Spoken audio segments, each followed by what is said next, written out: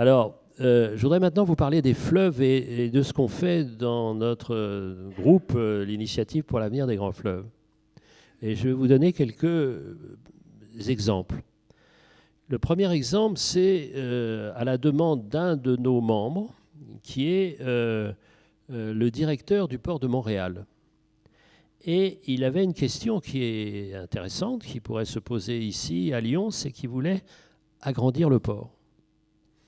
Et il voulait agrandir le port, et la seule solution pour agrandir le port, c'était d'installer un port de containers sur un terrain, mais un terrain qui appartenait à, comme on dit, les anciennes nations, c'est-à-dire aux Indiens, qui étaient en aval de Montréal, à une vingtaine de kilomètres, donc vers l'Atlantique. Et ils nous ont demandé de venir, notre groupe, pour rencontrer toutes les parties prenantes et pour discuter sur à la fois le principe de cet agrandissement du port et les modalités de l'agrandissement. Alors, on a discuté pendant une journée et demie sur le principe même. Et on leur a dit, qu'est-ce que Montréal s'il y a un port en déclin? Eh bien, la ville va être en déclin. Donc, il faut qu'on agrandisse le port. Un port, aujourd'hui, est en proie à une concurrence terrible. Et il y a des batailles partout pour essayer d'accueillir le transport des marchandises. Donc, ils ont dit, oui, il faut que le port de Montréal s'agrandisse, etc. On a parlé. Vous voyez, donc, c'est-à-dire qu'il y avait des tas de logiques. Il y avait une logique économique, une logique de l'emploi, une logique du port, une logique du fleuve, et c'était très intéressant. Et on a été un peu plus loin dans la gestion de ce très grand fleuve qui est le Saint-Laurent. Il faut savoir que le Saint-Laurent, si vous prenez l'extrémité tout à fait nord-ouest du lac supérieur, et si vous allez jusqu'à l'Atlantique, c'est à peu près 4000 km. Et par cette voie maritime, une très grande partie, c'est plus de la moitié, de toute la production industrielle de toute l'Amérique du Nord est transportée.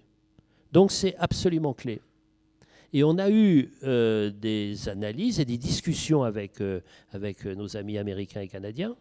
C'était très intéressant parce qu'ils nous ont dit qu'au fond, les relations transfrontalières, et c'est ça, le Rhône n'a pas ce genre de questions, mais les relations transfrontalières entre les États-Unis et le Canada se passaient très bien. Ce qui se passait très mal, c'était les relations entre eux, à l'intérieur du Canada, entre les différentes régions ou États du Canada. Premier exemple. Deuxième exemple. Et ça, la Camargue est concernée. Et c'est la question générale des deltas. Et nous avons dans notre groupe des représentants de pays qui ont des deltas, notamment Laos, parce qu'il y a le delta du Mékong, mais je vais vous parler d'un autre delta, d'un pays qui n'est qu'un delta, qui est le Bangladesh. Et je vais vous raconter une petite histoire qui nous est arrivée, c'est-à-dire qu'on était à Calcutta et on voit le maire de Calcutta qui nous dit « Écoutez, vous allez demain au Bangladesh, donc dites à vos futurs amis que c'est plus possible d'avoir des immigrés. Vous avez vu Calcutta, on est très pauvre, et des gens arrivent sans arrêt du Bangladesh. C'est pas possible. On va à Dhaka, la capitale du Bangladesh, et on dit au ministre de l'eau que voilà ce qu'on nous a dit. Alors l'homme du Bangladesh nous dit, écoutez, quand vous retournerez à Calcutta, vous direz à vos amis indiens la chose suivante. C'est que si, sur le cours du Gange, ils n'avaient pas construit un barrage sans nous demander, juste avant notre frontière, on n'en serait pas là. Pourquoi ? Parce que le barrage, qu'est-ce qu'il a fait?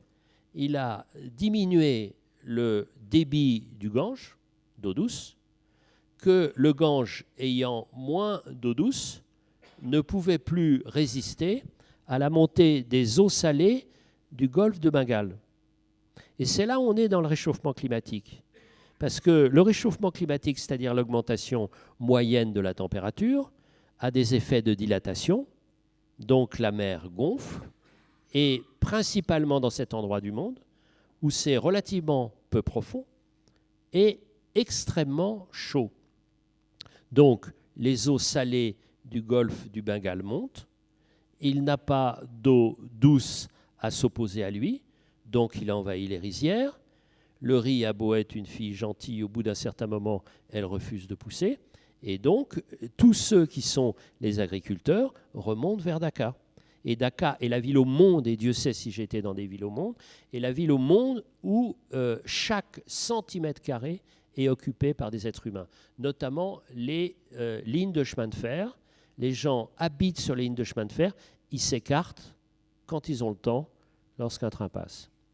Et donc, on a là exactement la question des deltas.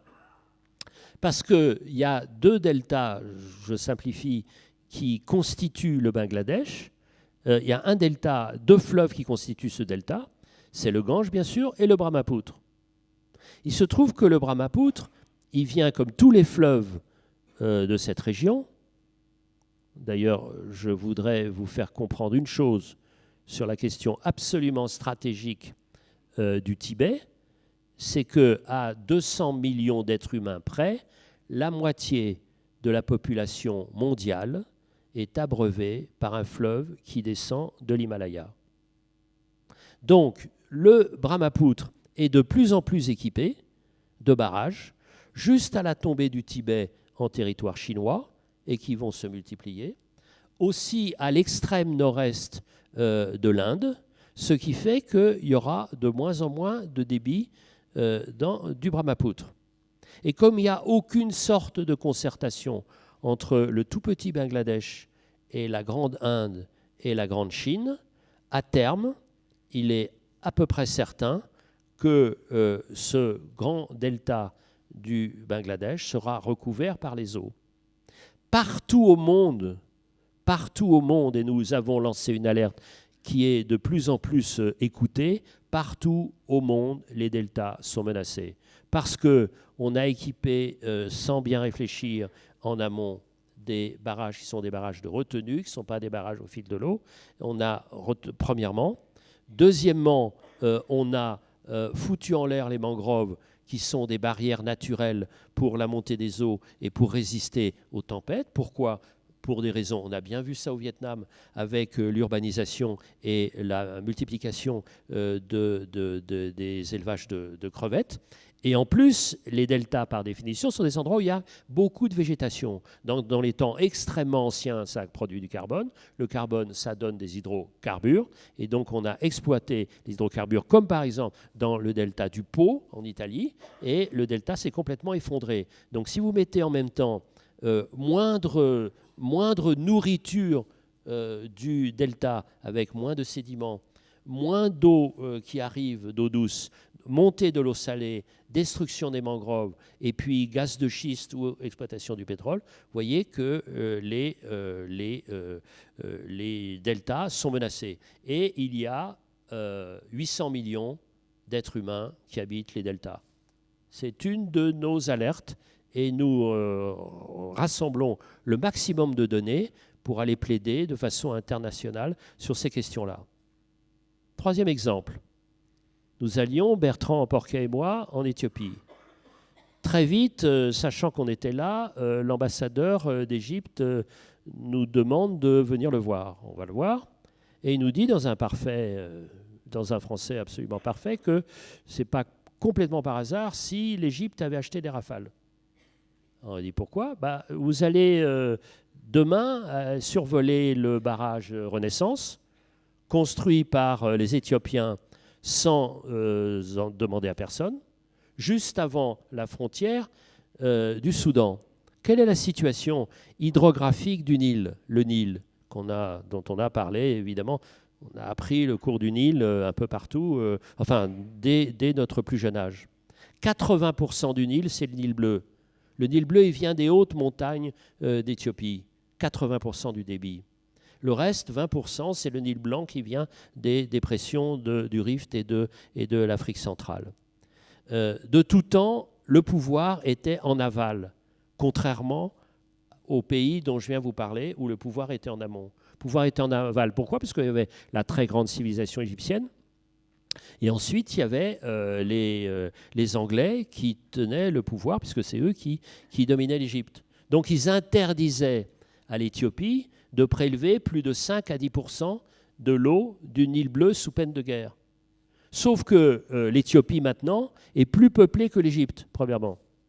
Et que, deuxièmement, l'Éthiopie a pris du poil de la bête parce que l'Éthiopie a des soutiens internationaux, dont chinois, parce que l'Éthiopie est le premier pays de décentralisation des industriels chinois quand ils trouvent qu'en Chine, les salaires sont trop élevés. Et notamment dans le domaine du textile et de l'automobile, il y a énormément d'investissements chinois. Donc, vous voyez le rapport de force. Et il y a une tension extrêmement forte en ce moment sur le rythme de remplissage de ce barrage. Pourquoi? Parce que l'Éthiopie a 100 millions d'habitants. 1/5 des Éthiopiens ne survivent que par des compléments alimentaires. Donc, ils ont besoin d'eau pour développer leur agriculture.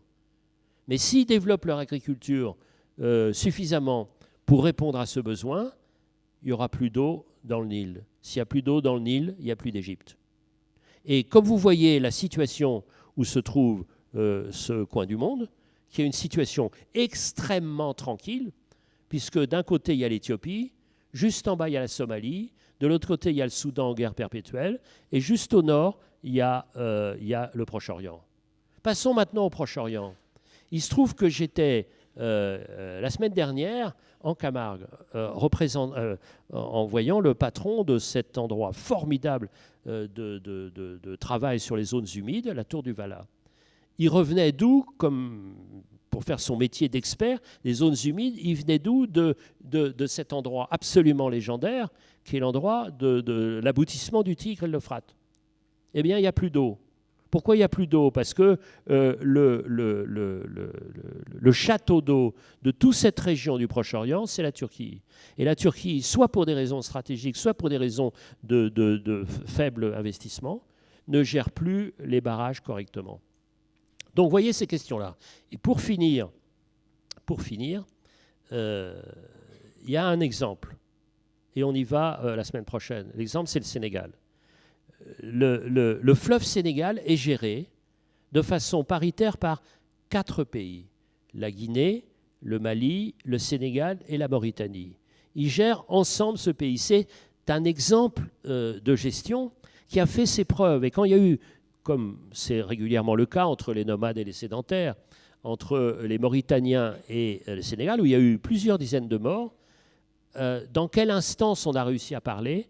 Justement dans cette organisation de mise en valeur du fleuve Sénégal. C'est-à-dire que cette question de coopération peut marcher. Et donc, vous voyez, c'est ça l'initiative pour l'avenir des grands fleuves. C'est d'essayer de travailler ensemble en disant, eux ont fait ça, pourquoi vous ne faites pas ça? Ou alors, dans des organisations internationales, pourquoi vous ne parlez pas des fleuves? Par exemple, tout simplement, on parle sans arrêt de la pollution des océans, mais ce que Elisabeth a dit au début, c'est que la pollution des océans, c'est d'abord la pollution des fleuves. Donc gérez les fleuves et vous aurez un océan en bonne santé. Les chiffres que nous avons qui sont nettement inférieurs à la réalité, mais c'est les seuls dont nous disposons aujourd'hui, c'est que chaque seconde, 50 kilos de plastique est déversé par les fleuves du monde dans l'océan. Donc c'est ça les questions, c'est ça, vous voyez. Donc, et pour finir, ce qui est passionnant dans cette affaire, c'est que, et je reviens avec obstination à ce thème de la confluence, c'est que nos destins sont liés. Nos destins sont liés. Dans la nature, s'il n'y a pas de ligne droite, et s'il n'y a pas de déchets, mais il n'y a pas de frontières non plus. Nos destins sont liés. Je voudrais finir, c'est ma conviction la plus ferme, c'est qu'un autre monde est possible, et c'est le nôtre. Merci.